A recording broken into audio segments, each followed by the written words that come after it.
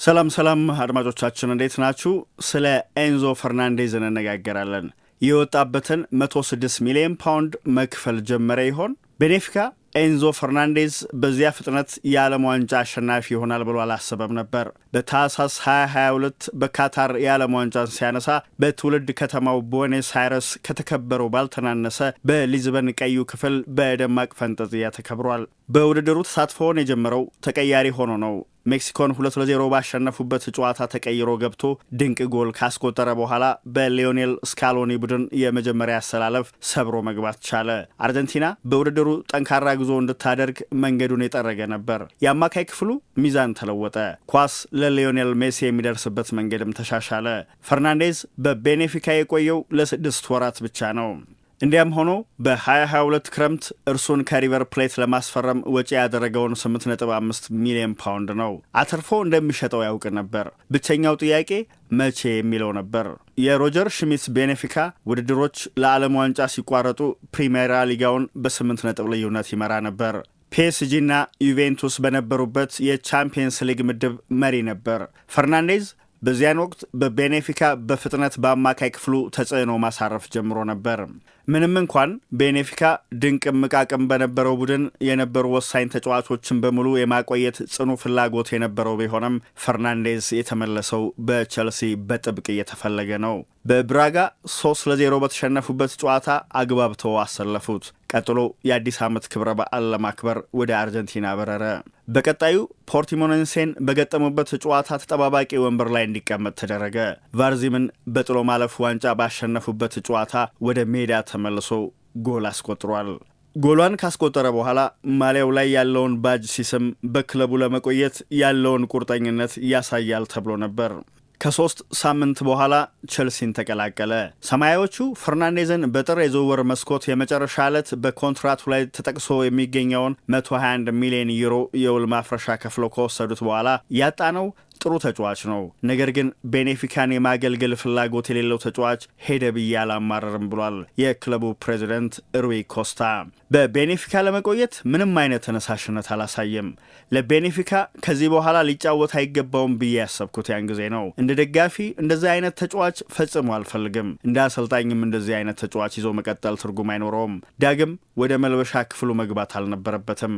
እርሱ ለመልቀቅ የወሰንኩት ያን ጊዜ ነው ብሏል። ፈርናንዴዝ ቸልሲ ለመቀላቀል ብዙ ጥረት አድርጓል። ምንም እንኳን የቤኔፊካ ሰዎች ከፍ ያለ ትርፍ እንደሚያገኙበት ቢያውቁም በመልቀቁ ደስተኞች አይደሉም። አማካዩ ወደ ስታንፎርድ ብሪጅ እንዲመጣ ለማድረግ ያስፈልገውን ከፍተኛ ጥረትና ገንዘብ ምክንያታዊነት ለማስመስከር አማካዩ ከፍተኛ ጥረት ማድረግ ነበረበት። ፈርናንዴዝ በቸልሲ አማካይ ክፍል የጆርጂኒዮ መንፈሳዊ ተተኪ ይሆናል የሚለው የቀደመ አመለካከት ጥያቄ ውስጥ ገብቶ ነበር። የሀገሩ ልጅ የቀድሞ የቸልሲ አሰልጣኝ ማውሪሲዮ ፖቼቲኖ እንዲያውም በ6 ቁጥር ሚና ተሰልፎ ለመጫወት የሚያስችል የመከላከል አእምሮ እንዳለው ተጠራጥረዋል። በአማካይ ክፍሉ የበለጠ በማጥቃት ላይ ያዘነበለ የ8 ቁጥር አማካይ መሆን መቻሉንም እርግጠኛ አልነበሩም። ብዙውን ጊዜ ግን ፖቼቲኖ የሚያስቡት እንደ 8 ቁጥር ተጫዋች ነበር። የፖቼቲኖ ተተኪ ኤንዞ ማሬስካ የተሻለ አማራጭ ይዘው መጡ። ኳስ ስንይዝ እንደ አጥቂ አማካይ ይጫወታል፣ ኳስ በማንይዝባቸው አጋጣሚዎች ደግሞ የመከላከል ሚዛን ሊሰጠን ከሞይሰስ ካይሴዶ አጠገብ ያለውን ቦታ ይዛል በማለት ጣሊያናዊው ሚናውን ተናግረዋል። ፈርናንዴዝ ምርጥ አቋሙን መልሶ ማግኘቱ አግዞታል። ከፕሪሚየር ሊጉ ግለት ጋር ተጣጥሞ ከሳጥን እያካለለ መጫወት ችሏል። በ2022-23 የውድድር ዘመን አጋማሽ ወደ ቸልሲ ሲመጣ እውነታው እንዲህ አልነበረም። በፖቼቲኖ ስር ያሳለፍኩት የመጀመሪያዎቹ 6 ወራትና 1 ዓመት ገደማ ፈታኝ ነበሩ። በተለይ በአካል ብቃት ረገድ ተፈትኛለሁ። በዚህ ምክንያት ተጨማሪ የልምምድ መርሃ ግብሮች ላይ መሳተፍ ነበረብኝ። ምክንያቱም ከቡድኑ ጋር ጠዋት ብቻ የምሰራው ልምምድ በቂ አልነበረም በማለት ከአርጀንቲናዊ ጋዜጠኛ ጋስቶን ኤዱል ጋር ባደረገው ቆይታ አማካዩ ራሱ ተናግሯል። በጊዜ ሂደት ግን የምፈልገውን መሻሻል አየሁ። በአካል ብቃት ረገድ አሁን ከመቼውም ጊዜ በላይ ምቾት ይሰማኛል ብሏል። በማሬስካ ሲስተም ከእርሶ የሚጠበቀው ሚና የፈርናንዴዝን አጨዋወት በአዲስ መልክ የለወጠ ነበር። ባለፈው የውድድር ዘመን የመጀመሪያ አጋማሽ በቸልሲ የመጀመሪያ አሰላለፍ የእርሱ ትክክለኛ ቦታ የትኛው እንደሆነ ማወቅ ያስቸግር ነበር። ማሬስካ ራሳቸው ይህን ጥያቄ ለመመለስ ተቸግረው ታይተዋል። ባለፈው ጥቅምት በ4 ተከታታይ የፕሪሚየር ሊግ ጨዋታዎች ተጠባባቂ ወንበር ላይ ያስቀምጠውታል። በወቅቱ በአማካይ ክፍል ከካይሴዶ ጎን ላቪያ ቢሰለፍ ቡድኑ በፊዚካሊቲ የተሻለ እንደሚሆን እምነት ነበራቸው። ከቅርብ ጊዜ ወዲህ ግን ፈርናንዴዝ በቼልሲ የማጥቃት እንቅስቃሴ ያለውን ቦታ እያሳየ ነው። በማጥቃት ቀጠናው ድሎችን ከፍ ባለ ውጤታማነት ሲፈጠር ታይቷል። ለቡድኑ እንደ ተቀጽላ አጥቂ የጎል ምንጭ በማገልገል ላይ ነው። ሎስ አንጀለስ ኤፍሲን በገጠሙበት ጨዋታ ሊያም ዴላፕ ያሻገራትን ኳስ ወደ ጎልነት ለመቀየር የፍጹም ቅጣት ምት ሳጥን ውስጥ የተገኘበት መንገድ ያስደንቃል።